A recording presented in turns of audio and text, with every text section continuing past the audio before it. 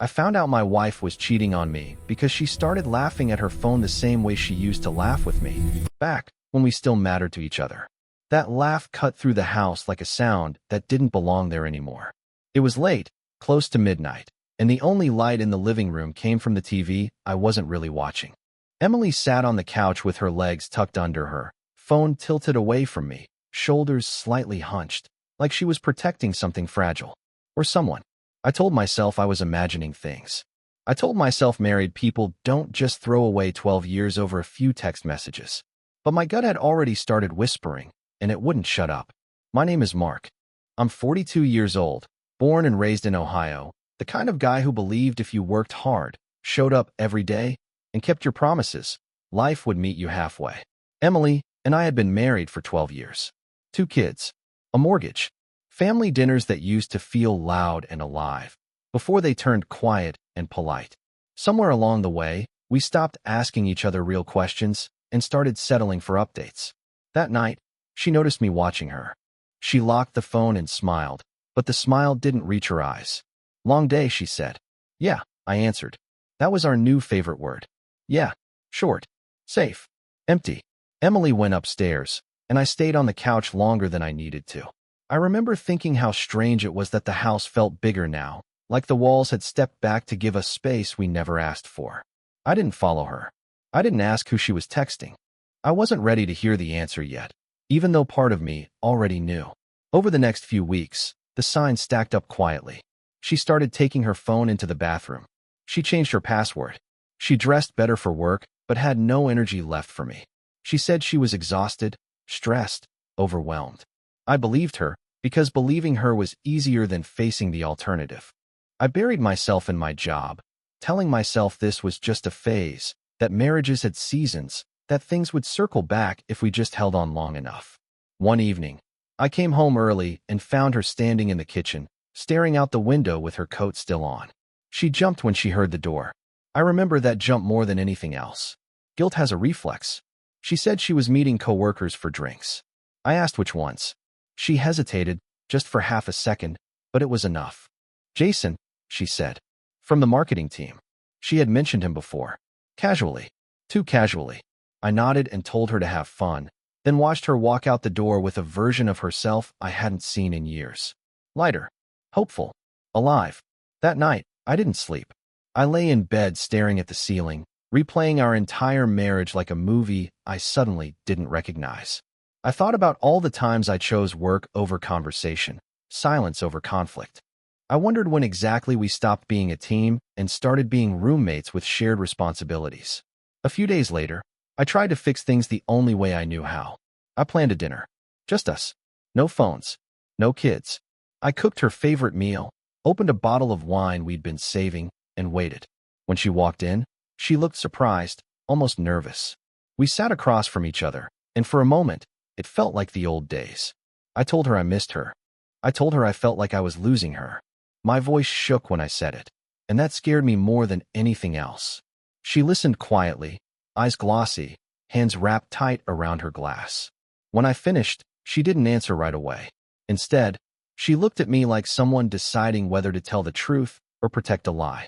That was the moment I realized our marriage was standing on the edge of something it might not survive, and neither of us knew how to step back. She finally spoke, but not in the way I expected. She didn't deny anything. She didn't confess either. She just said she felt lost. That word hung between us like smoke. Lost. As if she'd misplaced her keys, not our life together. I nodded, because I didn't know what else to do. We finished dinner mostly in silence, the food tasting like cardboard. When she went upstairs, I stayed at the table long after the plates were cleared, staring at the empty chair across from me and wondering how a person could be sitting right there and still feel 1,000 miles away. The next morning, Emily was softer with me. Too soft. She kissed my cheek before leaving for work, asked about my day, sent a text in the afternoon asking if I'd eaten lunch.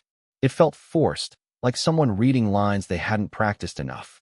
I wanted to believe it meant something, that my words had reached her, but doubt has a way of crawling into every quiet moment once it's invited in. I started noticing things I had ignored before. The way she angled her phone away from me. The way she smiled at messages and then quickly erased the evidence. The way she showered the second she came home on certain nights. I hated myself for noticing, hated the version of me that paid attention to details like that. I wasn't a jealous man. Or at least, I never thought I was. One afternoon, I left work early with a headache that wouldn't quit. When I pulled into the driveway, her car wasn't there. That wasn't unusual. What was unusual was the silence in the house when I walked in. No music, no TV, just the low hum of the refrigerator and the ticking clock on the wall. I dropped my keys on the counter and noticed her laptop sitting open on the dining table. I told myself not to look. I stood there for a full minute, arguing with myself like a man standing at the edge of a cliff. In the end, curiosity didn't win. Fear did. Fear of confirming what my gut already knew. I closed the laptop gently, like it might bite me if I moved too fast, and went upstairs. That night, she came home late. She smelled like a different soap. Not bad, just unfamiliar. I asked how drinks were. She said fine. I asked who was there. She listed a few names and skipped one without realizing it. Or maybe she realized and hoped I wouldn't. I didn't press. I didn't want to fight. I wanted peace. The problem was, peace built on lies doesn't last. A few days later, my phone rang while I was in the garage. It was her younger sister, Sarah. We weren't especially close, but we were friendly. She sounded hesitant, like she was stepping into something she didn't want to be part of. "Mark," she said, "can I ask you something?" "Sure," I answered, wiping my hands on a rag. "Are you and Emily okay?" That question hit harder than any accusation could have. I asked her why she was asking. She paused, then said Emily hadn't been herself lately. Distant. Confused. Sarah said she was worried. I thanked her for calling and told her we were working through things. It was the first lie I'd told out loud about my marriage, and it didn't sit right in my chest. That night, I lay awake again, listening to Emily breathe beside me. I thought about all the years we'd spent building something together, brick by brick. I thought about how easy it would be for one person to knock it down if they decided it wasn't worth protecting anymore. I wanted to reach for her, to pull her close and remind her who we were, but fear held me still. Because somewhere deep down, I knew that if I touched her then, I might feel how far gone she already was. The breaking point came on a Tuesday, of all days. Nothing dramatic about Tuesdays. They don't warn you when your life is about to split in two. I was at work, half listening to a meeting I'd sat through 100 times before, when my phone buzzed. It was a message from Emily. Just one line. "Running late. Don't wait up." No heart. No explanation. That was new. She used to over-explain everything. I left the office early without telling anyone. I told myself I was going home, but halfway there I realized I wasn't. I was driving toward her office instead. I didn't plan it. My hands just turned the wheel on their own. I parked across the street like a teenager doing something he knew he shouldn't. I felt stupid sitting there, staring at the glass doors, telling myself I was being paranoid. Then I saw her. She came out laughing, head tilted back, hair loose around her shoulders. A man walked beside her, close enough that their arms brushed. Jason.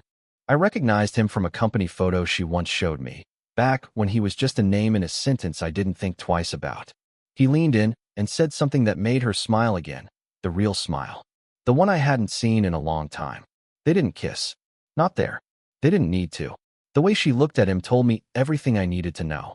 That look used to be mine. I stayed in the car until they drove away together. Same direction. I don't remember how long I sat there after that. Time didn't move the way it normally does. When I finally drove home, the house felt colder, like it had already chosen a side. That night, she came home later than usual. I was sitting at the kitchen table, lights off, just the glow from the hallway. She stopped when she saw me. For a second, I thought she might turn around and leave. Instead, she set her bag down slowly. "We need to talk," I said. She nodded. She didn't argue. That scared me more than anything else. I told her what I saw. I didn't raise my voice. I didn't accuse. I just laid it out, piece by piece. When I said his name, her shoulders dropped. That was the moment the truth stopped hiding. She sat down across from me and stared at her hands like they belonged to someone else. "It didn't start like that," she said.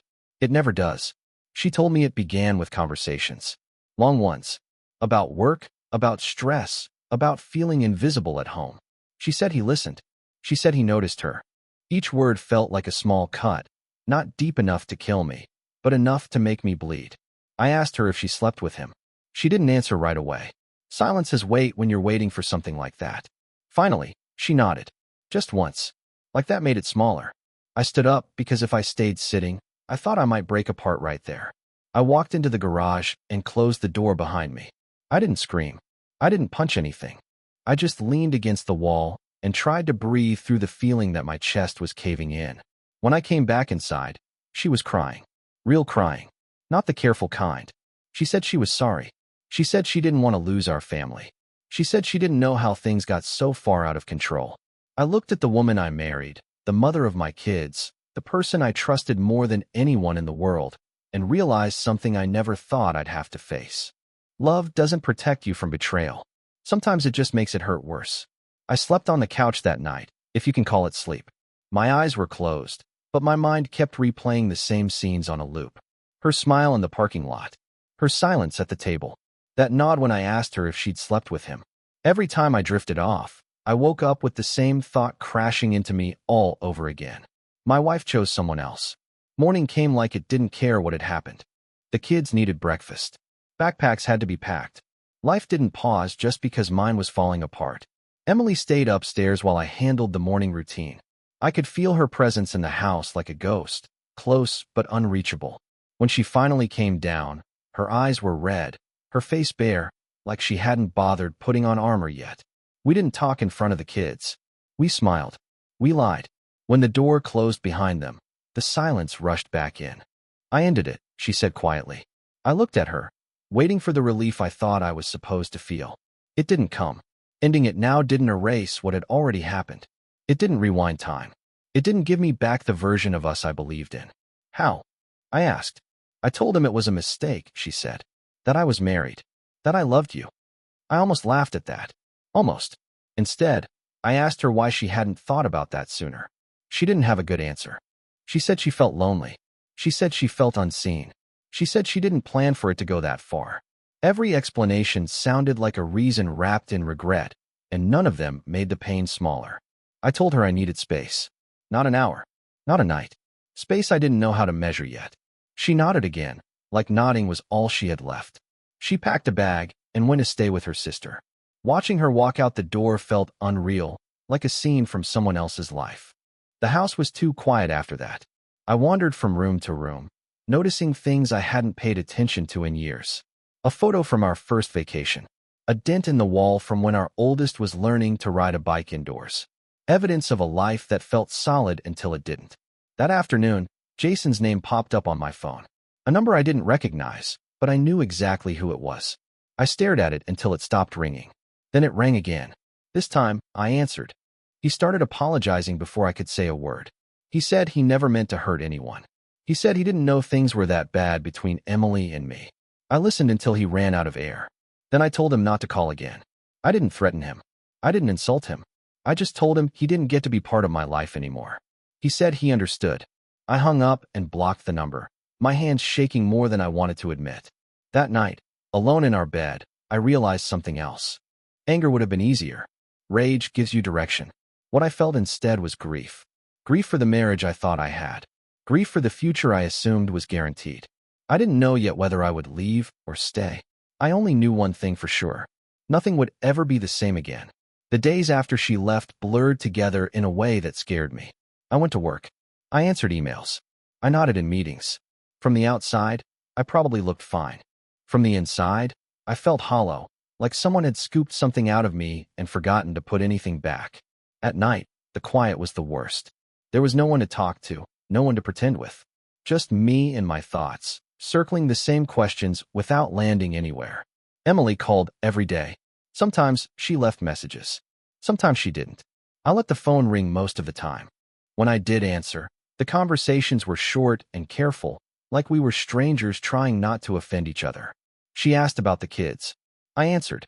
I asked if she was okay. She said she was trying. Trying felt like a weak word for what we were facing. Sarah came by one evening with a casserole I didn't ask for and a look that said she wasn't leaving anytime soon. We sat at the kitchen table, the same place where everything had fallen apart. She didn't take sides. She didn't tell me what I should do. She just listened while I talked in circles, saying the same things in different ways, trying to make sense of something that refused to make sense. She's not a bad person. Sarah said finally. But she made a bad choice. I stared at my hands. So did I said.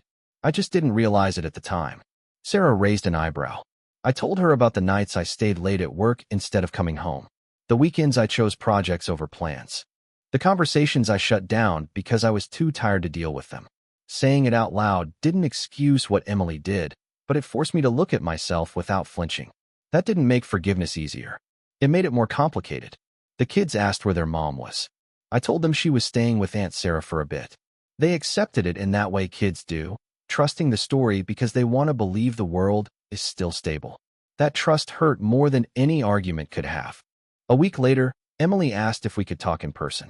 I agreed, mostly because avoiding her forever wasn't an option. We met at a small park near our house, the kind of place we used to take the kids when they were younger. She looked tired. Not the kind of tired sleep fixes. The kind that settles into your bones. We sat on a bench, leaving space between us like it was a physical thing. She told me she'd started seeing a therapist. She said she was trying to understand why she'd crossed a line she never thought she would. She said she missed me. She said she missed us. I listened. I didn't interrupt.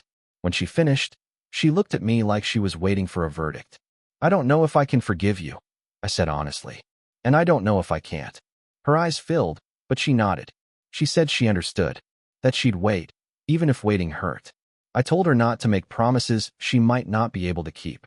When we stood up to leave, she hesitated, then reached for my hand. I let her take it for a second, just long enough to remember how familiar it felt. Then I pulled away.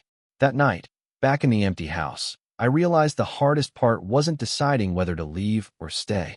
It was accepting that either choice would cost me something I could never get back. Time did something strange after that. It slowed down and sped up at the same time. Days felt endless, but weeks disappeared before I could make sense of them.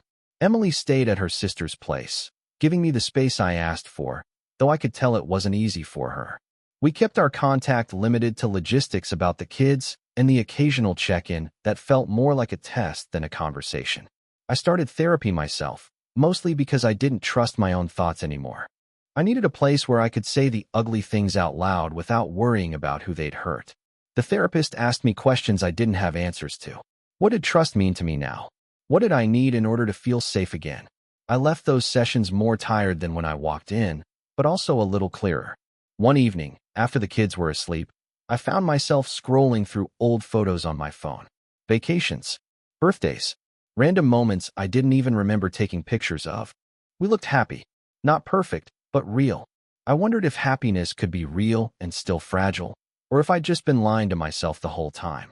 Emily asked if she could come by to see the kids the next weekend. I said yes. When she walked into the house, it felt like holding my breath without realizing it. The kids ran to her, and for a while, the house sounded like it used to. Laughter, movement, life. I stayed in the background, watching, feeling like a guest in my own home. Later that night, after the kids were in bed, she and I sat at opposite ends of the couch. She told me she had quit the project she'd been working on, that she'd requested to be moved to a different team. She said Jason was out of her life completely. I believed her, not because I trusted her yet, but because I didn't see the point in lying at that stage. I know I broke something, she said. I don't expect you to pretend it didn't happen. I told her I wasn't pretending. I told her I was angry in ways I didn't know how to express. That some days I missed her so much it hurt, and other days I couldn't stand the idea of her touching me, saying it felt like pulling glass out of my chest. She listened without interrupting. That was new, or maybe I'd just never noticed before. A few days later, she asked if we could try counseling together. Not to fix things overnight, she said, but to understand whether there was anything left to fix. I didn't answer right away. I thought about the nights alone, the kids' questions, the future stretching out in two very different directions. I agreed to one session. Just one. Walking into that office together felt heavier than any argument we'd ever had. The counselor asked us to talk about how we met. We both smiled at the same time, surprised by it. For a moment, the past felt close enough to touch. Then the counselor asked about the betrayal, and the room shifted. Emily talked about feeling invisible. I talked about feeling replaced. Neither of us was wrong, but neither of us was fully right either. After the session, we sat in the car without starting it. Emily looked at me and said she was scared. Not of losing me, she said, but of becoming someone she didn't recognize. I told her I was scared too. Not of being alone, but of staying and never feeling whole again. That night, lying in bed by myself, I realized something else. Healing wasn't a straight line. It wasn't even a clear path. It was more like standing in the middle of a fog, taking steps without knowing what you'd run into next. And for the first time since everything fell apart, I stopped asking what I should do. I started asking what I could live with. The next few months tested me in ways I didn't expect. Not with big dramatic moments, but with small ones that snuck up on me when I least expected it. Like hearing a song on the radio that used to be ours.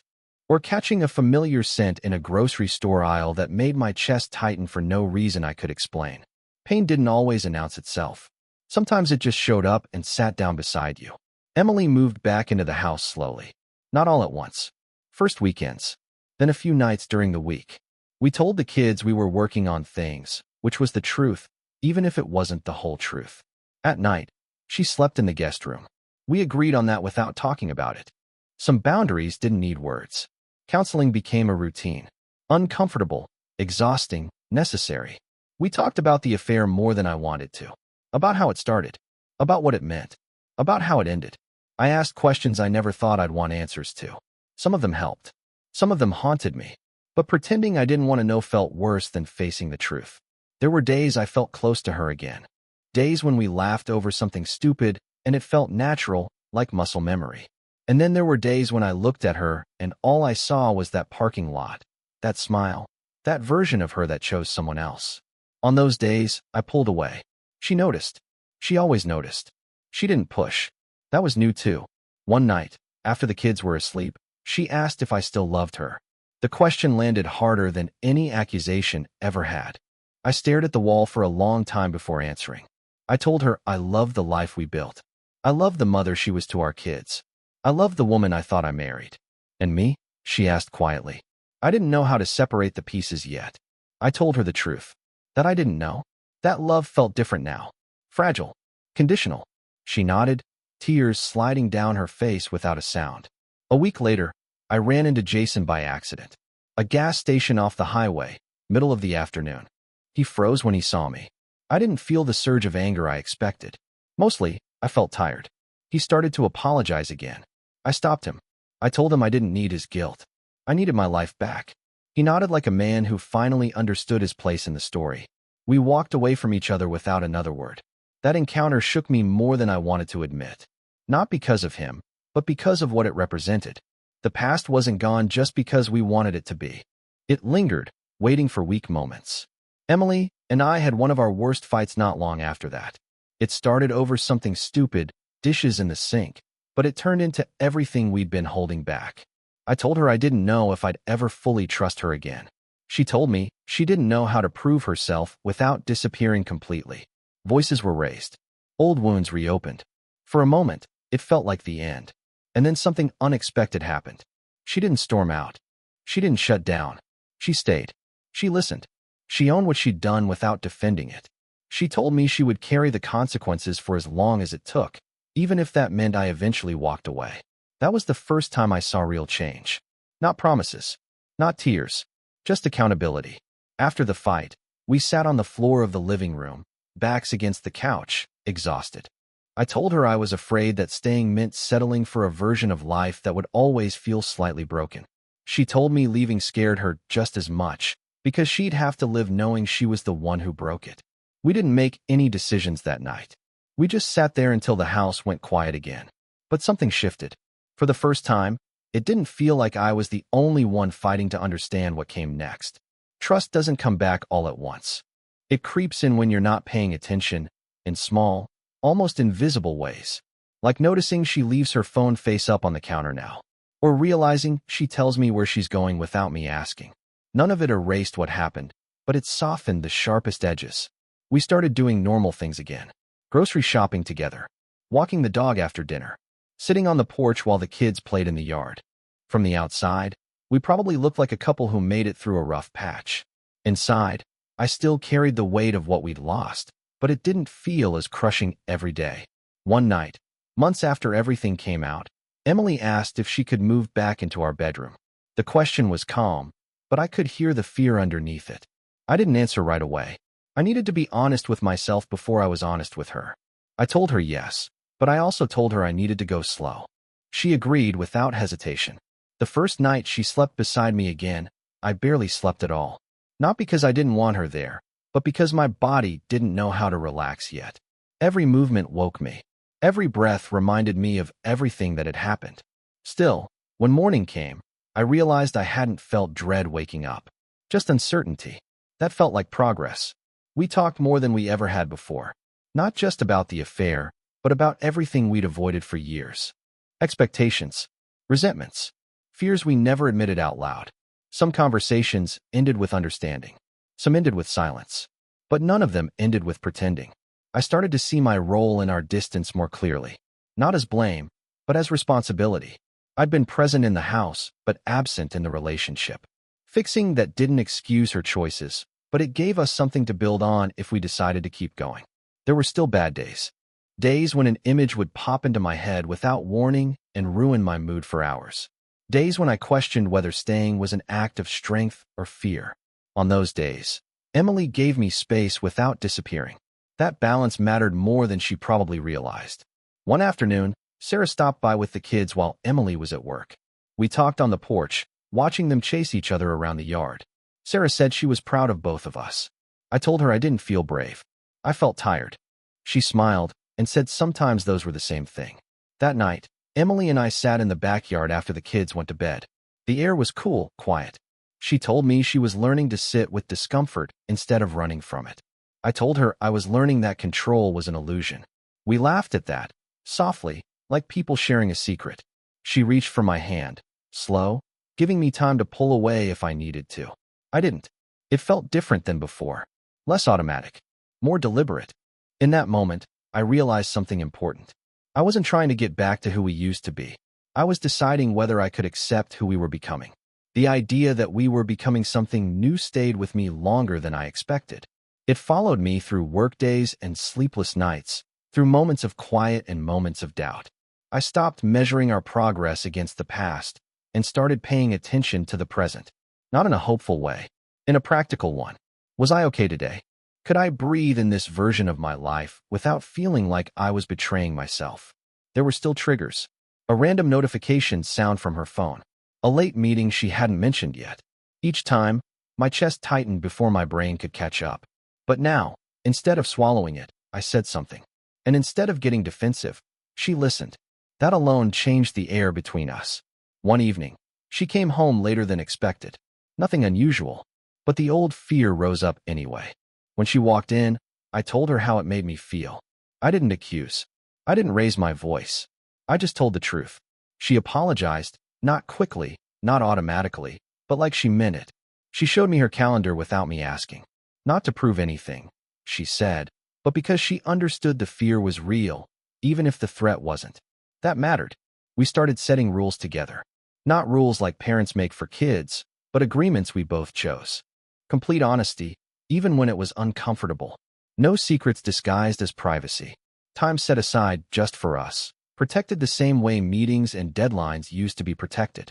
It felt awkward at first, like learning to walk differently after an injury, but it also felt intentional. One night, during a counseling session, the therapist asked me a question that caught me off guard. She asked if I still saw Emily as my enemy. I wanted to say no immediately, but the truth took longer. I said sometimes I did.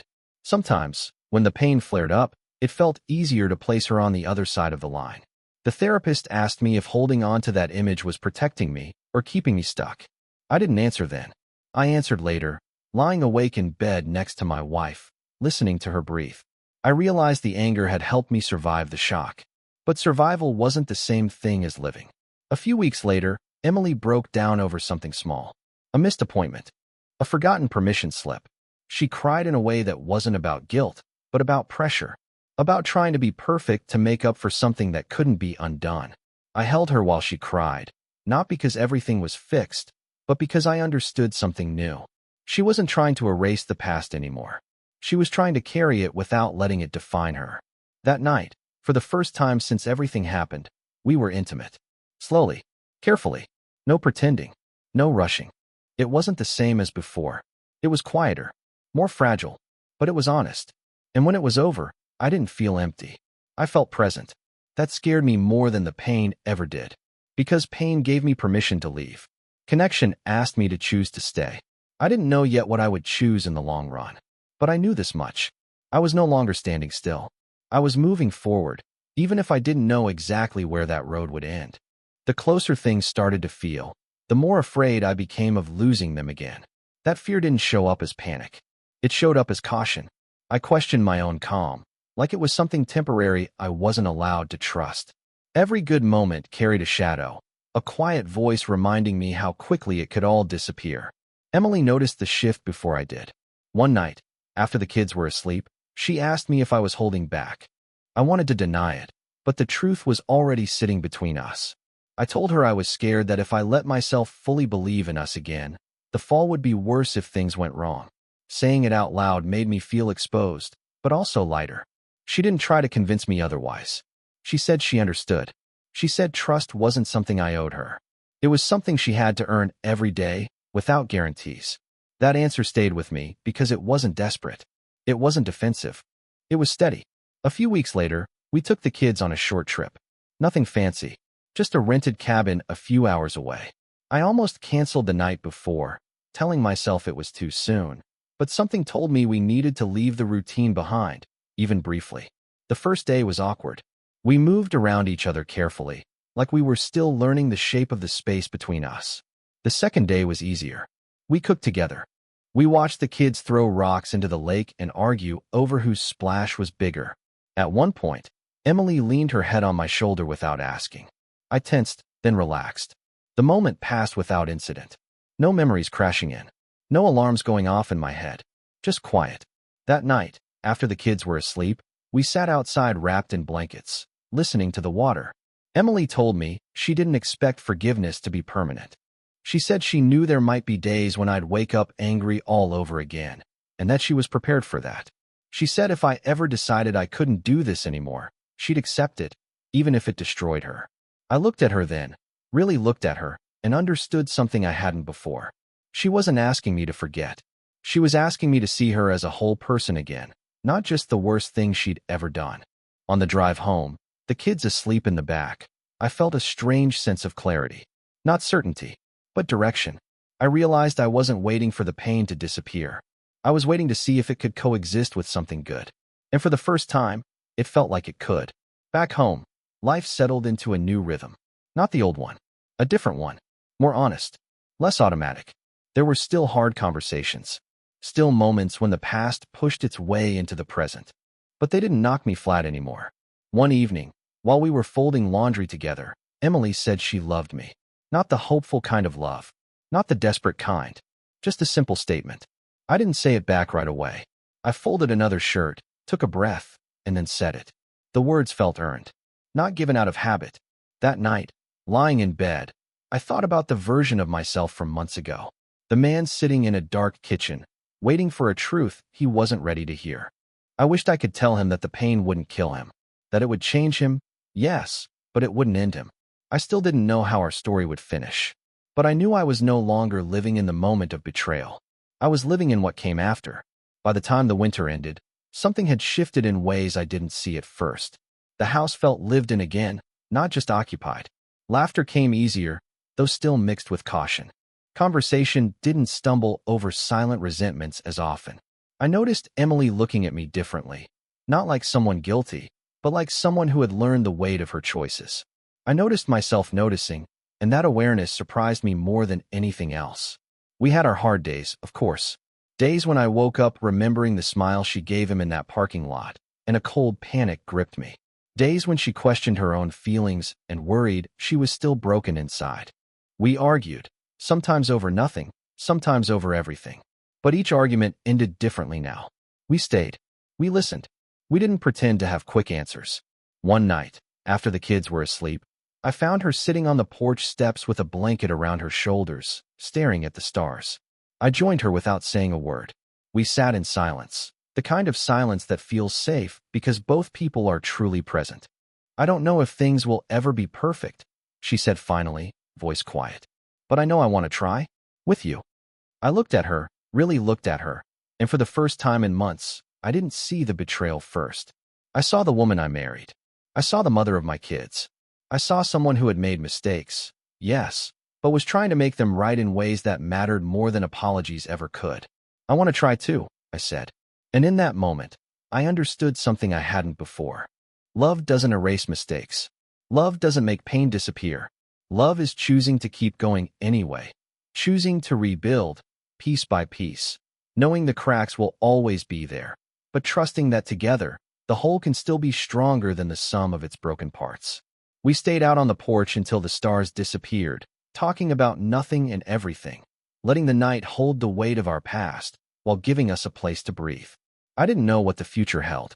I didn't know if the road would always be this rocky, or if the shadows would ever fully leave us. But I did know this. We were still here, still together, still willing to try. And sometimes, that's all that matters. The house was quiet again, but it wasn't empty. It was alive. And for the first time in a long time, so was I.